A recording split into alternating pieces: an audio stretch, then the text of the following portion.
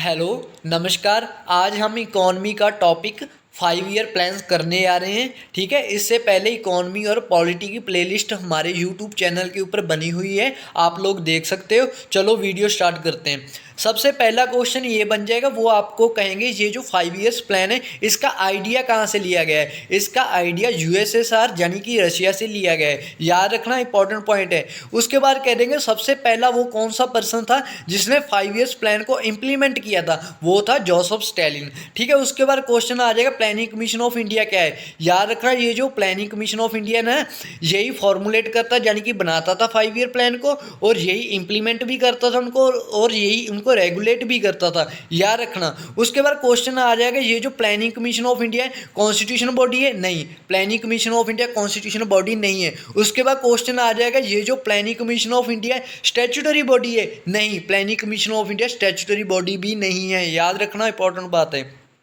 आगे चलते हैं, वो कह देंगे जो प्लानिंग कमीशन ऑफ इंडिया है इसको किसने रिप्लेस किया है। प्लानिंग कमीशन ऑफ इंडिया को रिप्लेस किसने किया? नीति आयोग ने किया, और कब किया? 2015 में किया है। उसके बाद कह देंगे नीति आयोग की फुल फॉर्म क्या है? इसकी फुल फॉर्म है national institution for transforming India. उसके बाद कह देंगे ये जो नीति आयोग है इसका चेयरपर्सन कौन है? प्राइम मिनिस्टर है।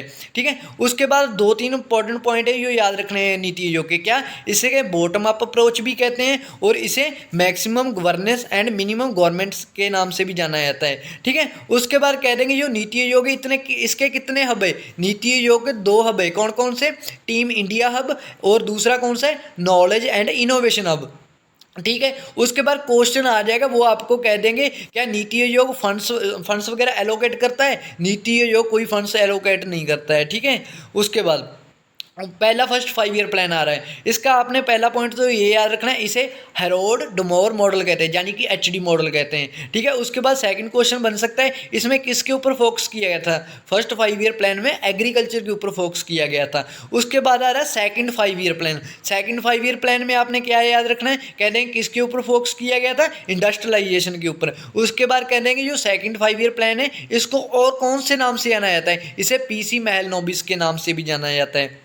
ठीक है, उसके बाद क्वेश्चन आ जाएगा, ये जो थर्ड 5 ईयर प्लान है इस टाइम क्या हुआ था? इस टाइम इंडिया और पाकिस्तान की लड़ाई हुई थी, और इंडिया और चाइना की लड़ाई हुई थी। ठीक है, और इसी वजह से ये प्लान फेल हो गया था। और उसके बाद क्वेश्चन आ जाएगा, जो प्लान हॉलीडेज थी कब आई थी? ये प्लान हॉलीडेज आई थी 1966 से लेकर 1969 के लिए, यानी कि 3 साल के लिए। ठीक है, उसके बाद क्वेश्चन आ जाएगा, ये जो फोर्थ 5 ईयर प्लान है, ठीक है, इसे और कौन से नाम से जाना जाता है? इसे गडगिल फार्मूला भी कहते हैं। और इसी फोर्थ 5 ईयर प्लान में क्या हुआ था? 14 जो नेशनल जो बैंक थे ना, 14 मेजर बैंक थे, उनको नेशनलाइज कर दिया गया था। इसी टाइम के ऊपर ग्रीन रेवोल्यूशन हुआ था, याद रखना। उसके बाद इसी टाइम के ऊपर इंडिया और पाकिस्तान की लड़ाई हुई थी, और इसी टाइम के ऊपर बांग्लादेश बना था, याद रखना, इंपॉर्टेंट पॉइंट है।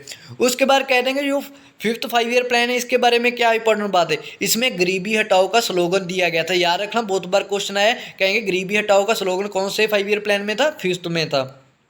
उसके बाद आपको टाइम पीरियड पूछ लेंगे, रोलिंग प्लान कब है? ये है 1978 से लेकर 1980 तक। ठीक है, उसके बाद सिक्स्थ 5 ईयर प्लान का क्या पता होना चाहिए? इसी टाइम के ऊपर जो ओवर पॉपुलेशन हो रही थी उसको कंट्रोल करने के लिए फैमिली प्लानिंग का सिस्टम इंट्रोड्यूस किया गया था, याद रखना। ठीक है, इसी टाइम के ऊपर क्या बना? नबार्ड है ना, जो नबार्ड बना था, किस कमेटी की रिकमेंडेशन के ऊपर? शिवरमन कमेटी की रिकमेंडेशन के ऊपर। ठीक है, उसके बाद सेवन्थ 5 ईयर प्लान का आपने क्या याद रखना है? इसमें प्राइवेट सेक्टर को ज़्यादा प्रेफरेंस दी गई थी। ठीक है, उसके बाद एनुअल प्लान्स आते हैं, आपको कह देंगे एनुअल प्लान्स कब आए? 1990 से लेकर 1992 के बीच में आए। इसी टाइम के ऊपर लिबरलाइजेशन, प्राइवेटाइजेशन, ग्लोबलाइजेशन हुआ था। ठीक है, उसके बाद क्वेश्चन आ जाएगा जो एट्थ 5 ईयर प्लान है। ठीक है, इसमें इंपॉर्टेंट पॉइंट क्या है? इसमें इंपॉर्टेंट पॉइंट ये है, इसी टाइम के ऊपर जो वर्ल्ड ट्रेड ऑर्गेनाइजेशन थी ना, 1 जनवरी 1995 में बनी थी, याद रखना, इंपॉर्टेंट पॉइंट है।